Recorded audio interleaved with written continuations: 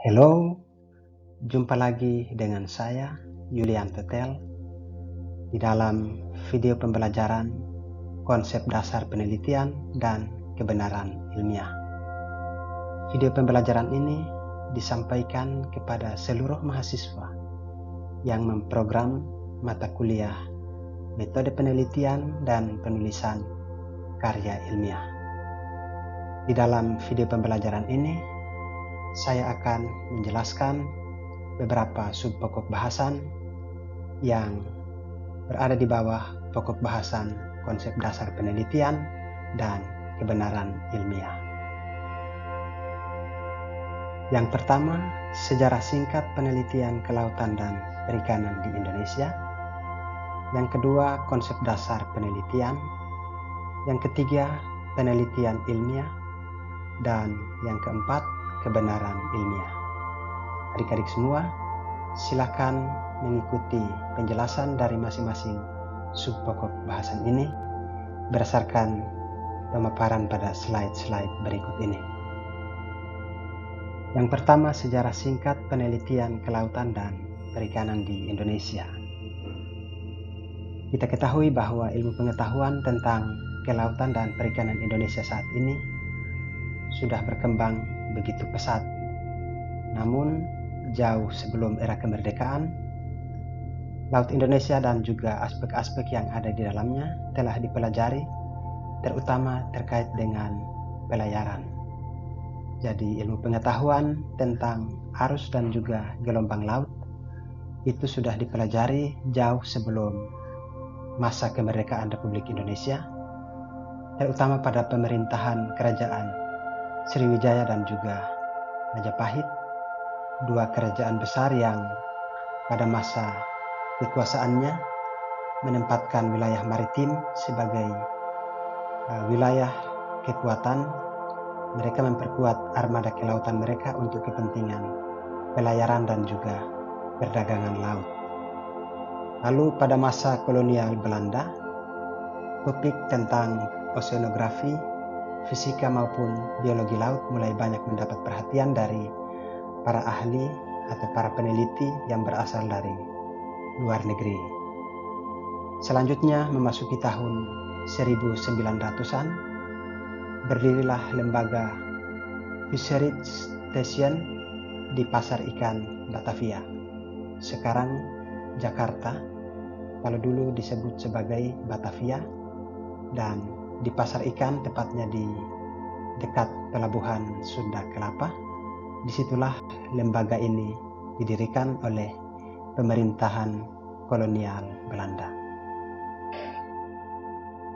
Pada akhirnya, Fisheries Station inilah yang menjadi cikal bakal laboratorium penelitian laut yang dikenal sebagai Laboratorium Voortgezet Onderzoek der Zee di Indonesia. Lalu pada masa setelah kemerdekaan, lembaga yang ditunjuk untuk melakukan penelitian tentang laut mulai mengalami beberapa kali perubahan sesuai dengan perubahan nomenklatur. Jadi Laboratorium Voortgezet Onderzoek der Zee berubah nama menjadi Laboratorium Penyelidikan Laut itu pada tahun 1949. Kemudian berganti nama menjadi Lembaga Penyelidikan Laut. Pada tahun 1962 berganti nama menjadi Lembaga Penelitian Laut. Lalu pada tahun 1970 berganti nama lagi menjadi Lembaga Oseanologi Nasional atau LON, yang sekarang kita kenal sebagai Pusat Penelitian Oceanografi Lembaga Ilmu Pengetahuan Indonesia.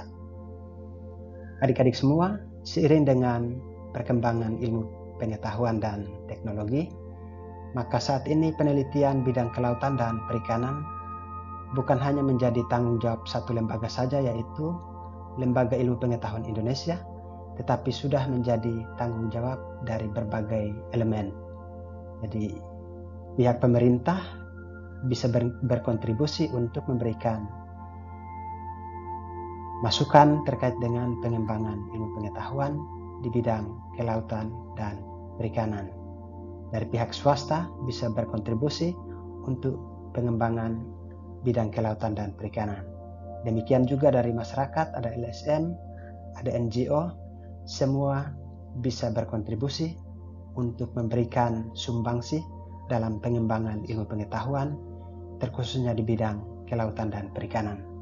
Apalagi saat ini di Indonesia sudah begitu banyak perguruan tinggi yang berkembang, maka sebagai bentuk implementasi dari kegiatan Tridharma, khususnya di bidang penelitian dan pengabdian, perguruan tinggi punya tanggung jawab untuk melaksanakan riset-riset di bidang kelautan dan perikanan untuk mendukung pengembangan ilmu pengetahuan di bidang kelautan dan perikanan.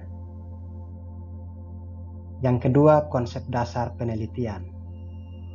Pada dasarnya, penelitian merupakan cara ilmiah untuk memperoleh data dengan tujuan dan kegunaan tertentu. Cara ilmiah yang dimaksudkan di sini itu mempunyai arti bahwa kegiatan penelitian merupakan suatu kegiatan yang didasarkan pada ciri-ciri keilmuan. Apa saja ciri-ciri keilmuan? Ciri-ciri keilmuan adalah rasional, empiris, dan sistematis.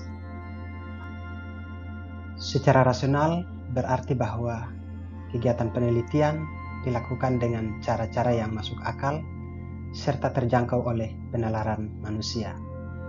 Kalau secara empiris berarti cara-cara yang dilakukan tersebut itu harus bisa diamati oleh indera manusia, sehingga dengan demikian cara-cara yang digunakan ini dapat diamati maupun diketahui oleh orang lain. Selanjutnya, kalau secara sistematis itu artinya bahwa setiap proses yang digunakan dalam suatu penelitian itu biasanya menggunakan pendekatan tertentu yang bersifat logis. Penelitian seringkali digambarkan sebagai suatu proses investigasi yang dilakukan dengan aktif dan sistematis. Ini dilakukan dengan tujuan untuk menemukan, menjabarkan, dan juga menjelaskan fakta-fakta. Penyelidikan intelektual itu akan menghasilkan suatu pengetahuan mendalam terkait dengan suatu peristiwa, tingkah laku, teori maupun kaidah-kaidah, serta membuka peluang bagi penerapan praktis dari pengetahuan tersebut. Itu berarti bahwa penelitian juga digunakan untuk menjelaskan suatu pengumpulan informasi secara menyeluruh terkait dengan subjek tertentu dan dikaitkan dengan hasil dari suatu ilmu atau metode ilmiah. Suatu penelitian ilmiah dapat diartikan sebagai rangkaian pengamatan yang berkesinambungan, berakumulasi, dan menghasilkan teori-teori yang mampu menjelaskan fenomena-fenomena. Penelitian ilmiah seringkali dihubungkan dengan metode ilmiah atau sebagai suatu tata cara yang sistematis dan seringkali digunakan untuk melakukan penelitian. Adanya penelitian ilmiah itu akan membuat ilmu pengetahuan akan selalu berkembang karena hipotesis-hipotesis yang dihasilkan itu seringkali mengalami reproduksi. Jadi secara umum, penelitian ilmiah biasanya memiliki tahapan yang terdiri dari tahap konseptualisasi, tahap operasionalisasi, dan juga tahap observasi. Jadi pada tahap konseptualisasi, seorang peneliti akan mengkonsepkan ide-ide atau gagasan-gagasannya. Lalu pada tahap operasionalisasi, ada metode-metode yang dibuat, cara-cara yang dibuat agar supaya peneliti selanjutnya bisa mengikuti metode-metode tersebut, langkah-langkah yang dilakukan agar supaya secara operasional konsep-konsep atau ide-ide yang telah dibangun tersebut bisa bersifat tidak abstrak, tetapi dia bisa dilakukan berdasarkan metode-metode tertentu. Lalu pada tahap observasi, ini adalah tahap pelaksanaan untuk kegiatan penelitian. Penelitian ilmiah secara umum merupakan langkah sistematis di dalam upaya untuk memecahkan masalah melalui penelaahan yang terintegrasi dan juga terpola. Itu berarti bahwa penelitian ilmiah ini mengandung dua hal pokok, yaitu logika berpikir dan data atau informasi yang dikumpulkan secara empiris. Pemecahan terhadap suatu masalah itu dimulai dari pengumpulan data, pengolahan data, analisis data, interpretasi data, dan kemudian pengujian berdasarkan fakta data hingga dihasilkan suatu kesimpulan. Jadi pada dasarnya penelitian mengandung dua unsur penting, yaitu unsur pengamatan dan penalaran guna terciptanya ilmu pengetahuan. Metode penelitian, baik itu penelitian secara kualitatif maupun penelitian secara kuantitatif, semuanya harus didasari oleh suatu pemikiran bahwa jika suatu pernyataan ingin diterima sebagai suatu kebenaran, maka pernyataan tersebut haruslah dapat diuji kebenarannya secara empiris serta berdasarkan fakta-fakta. Yang ketiga, penelitian ilmiah. Penelitian dapat dikatakan ilmiah jika menggunakan kaidah-kaidah ilmiah, di mana pokok pikiran yang dikembangkan disimpulkan melalui prosedur yang sistematis dengan pembuktian-pembuktian ilmiah.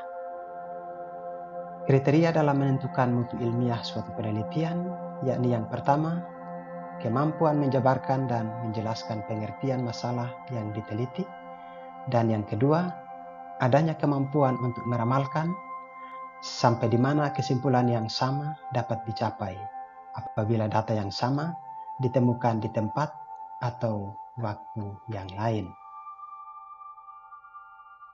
Yang berikut ini adalah beberapa ciri dari penelitian ilmiah. Yang pertama, purposiveness. Jadi suatu penelitian ilmiah, dia harus fokus dengan tujuan yang jelas. Yang kedua, rigor, yakni suatu penelitian ilmiah, dia harus memiliki dasar teori dan juga desain penelitian yang disusun secara baik. Yang ketiga, ciri testability, jadi prosedur pengujian dan juga hipotesis harus disampaikan secara jelas. Lalu yang keempat, replicability, artinya bahwa pengujian dapat diulang untuk kasus yang sama atau yang sejenis. Ciri yang berikut adalah objectivity. Ini berdasarkan fakta dari data aktual, tidak subjektif dan juga tidak emosional. Kadang juga seorang peneliti menyimpulkan hasil penelitiannya berdasarkan subjektivitas. Jadi dia mengambil kesimpulan berdasarkan perasaannya, berdasarkan intuisinya, sehingga kesimpulan yang diambil tidak objektif. Oleh karena itu, sifat objectivity ini menjadi penting. Ciri yang berikut adalah generalizability. Jadi semakin luas ruang lingkup penggunaan, maka hasilnya semestinya akan semakin berguna. Yang berikut, precision. Jadi ciri penelitian ilmiah itu harus precision, artinya bahwa dia harus mendekati realitas dan juga peluang kejadian dari estimasi dapat diukur. Ciri yang berikut yaitu parsimony, artinya bahwa penelitian ilmiah itu dia bersifat sederhana, baik dalam pemaparan masalah maupun di dalam metode penelitiannya. Ini adalah beberapa karakteristik penelitian ilmiah. Yang pertama, penelitian ilmiah haruslah sistematis, artinya bahwa suatu penelitian harus disusun dan juga dilaksanakan secara berurutan sesuai kaidah-kaidah yang benar, mulai dari yang mudah, sederhana, sampai pada yang lebih rumit atau yang lebih kompleks. Lalu penelitian juga harus bersifat logis, artinya bahwa penelitian itu dapat dikatakan benar bila dapat diterima oleh akal dan juga berdasarkan fakta-fakta empiris. Pencarian kebenaran harus berlangsung menurut kaidah bekerjanya akal yaitu logika. Penelitian ilmiah juga harus bersifat empiris, artinya bahwa suatu penelitian kadang juga didasarkan pada pengalaman yang ditemukan atau melalui hasil uji coba yang kemudian itu diangkat sebagai hasil penelitian. Penelitian ilmiah juga haruslah objektif, di mana suatu penelitian itu harus menghindari aspek-aspek subjektif atau menghilangkan nilai-nilai etis. Dan penelitian ilmiah juga memiliki karakteristik replikatif, artinya bahwa suatu penelitian yang pernah dilakukan harus bisa diuji kembali oleh peneliti lain. Hasil yang diperoleh akan memberikan hasil yang sama juga jika dilakukan dengan metode, kriteria, dan juga pada kondisi yang sama. Yang keempat, kebenaran ilmiah. Kebenaran ilmiah merupakan salah satu pokok yang fundamental di dalam kehidupan manusia, serta merupakan upaya mempertanyakan dan juga membahasakan kebenaran. Jadi, kebenaran itu sendiri merupakan hal atau keadaan yang sesuai dengan keadaan yang sesungguhnya. Itu berarti bahwa kebenaran ilmiah tidak bisa dilepaskan dari makna dan juga fungsi ilmu itu sendiri, yakni sejauh mana dapat digunakan dan juga dapat dimanfaatkan oleh manusia. Kebenaran dapat dipahami berdasarkan 3 hal, yaitu kualitas pengetahuan, karakteristik dari cara atau dengan alat apakah seseorang membangun pengetahuan itu, dan juga berdasarkan nilai kebenaran pengetahuan itu sendiri. Yang terakhir, ini adalah 3 sifat dasar kebenaran ilmiah. Yang pertama, kebenaran ilmiah memiliki struktur yang rasional dan logis. Artinya bahwa kebenaran itu dapat dicapai berdasarkan kesimpulan-kesimpulan yang logis atau rasional dari proposisi tertentu. Kebenaran ilmiah bersifat rasional, maka semua orang yang rasional pasti saja dapat memahami kebenaran ilmiah itu. Di dalam orang memahami pernyataan dari suatu hasil ilmiah, maka orang itu perlu membedakan sifat rasional dan sifat masuk akal atau reasonable. Sifat rasional terutama berlaku untuk kebenaran ilmiah, sedangkan sifat reasonable biasanya berlaku bagi kebenaran tertentu di luar lingkup pengetahuan itu. Sifat yang kedua, kebenaran ilmiah memiliki sifat isi empiris. Artinya bahwa kebenaran ilmiah perlu diuji dengan kenyataan-kenyataan yang ada. Yang ketiga, kebenaran ilmiah dapat diterapkan karena memiliki sifat pragmatis. Artinya bahwa kebenaran ilmiah berupaya menggabungkan kedua sifat kebenaran di atas, yakni struktur yang rasional dan logis, dan juga memiliki isi empiris. Untuk itu pada sifat ini diartikan bahwa secara logis dan empiris, jika suatu pernyataan benar dikatakan benar, maka pernyataan tersebut juga mempunyai arti dapat untuk membantu manusia dalam memecahkan berbagai persoalan yang dihadapi oleh manusia tersebut. Demikian pemaparan materi konsep dasar penelitian dan kebenaran ilmiah melalui video pembelajaran ini. Kiranya materi yang saya sampaikan ini dapat bermanfaat bagi adik-adik semua. Kita akan jumpa lagi pada video pembelajaran selanjutnya. Sampai jumpa.